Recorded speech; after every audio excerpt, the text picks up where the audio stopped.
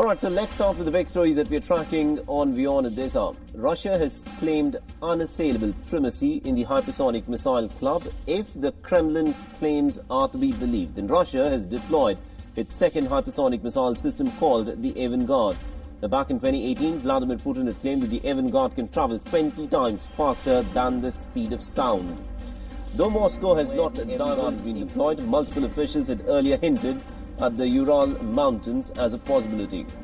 Now, this deployment follows the Kinshal hypersonic system that is already in service, and according to Putin, Russia is in fact leading the world in the hypersonic. There is no way to verify the claims that have been made by Putin about the new missile system, but there does seem to be a consensus that Russia indeed is leading the way. Now, by their own admission, both the United States and China are at least a couple of years behind from Russia in deploying the hypersonic. A bit more about the missiles. The Avangard uses what is called the hypersonic, extremely agile and almost pretty much impossible to intercept at hypersonic speeds.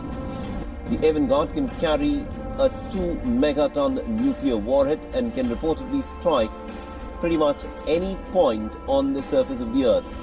If the Russian claims are true, that's a big if, then they have developed a weapon that leaves virtually defenseless against its onslaught. There will be implications for this deployment. Putin claims that the United States pushed Russia towards developing the hypersonic missiles. It also puts a strain on the last remaining missile treaty between the Russians and the United States. The New START treaty, it expires on February 20, how to extend it. Needless to say that the United States will now be pushing for the entry into the hypersonic club as soon as possible.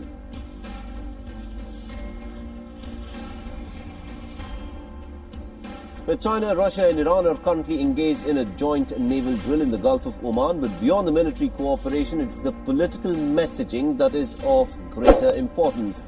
Now, this joint drill comes at a time when Iran is locked in a fierce bit of a battle of words with the United States. Trump has slapped sanctions, and there's been considerable personal animosity between the leaders on public platforms such as Twitter. It is in this backdrop that Russia and China have decided to throw their weight behind Iran. Iran's Rear Admiral Gholam Reza Tahani has claimed that this exercise will show that Iran cannot be. Now, on the face of it, the drill will involve rescuing ships on fire or vessels under attack by pirates and also shooting exercises. Both Iranian Navy and also the Revolutionary Guard will take part, and Iran's state media has dubbed it as the new triangle of power in the oceans. Now, the Russian and the Chinese destroyers arrived in the drill. China has said that the drill was not necessarily connected to the regional situation. It has claimed that it is aimed at deepening exchange and cooperation between the navies of the three countries. The location of these joint drills are also very significant. The Gulf of Oman connects to the Strait of Hormuz, cog in the seaborne oil trade. Nearly about 30% of the global oil trade passes through this narrow passage. And this was also a flashpoint earlier this year when multiple oil tankers were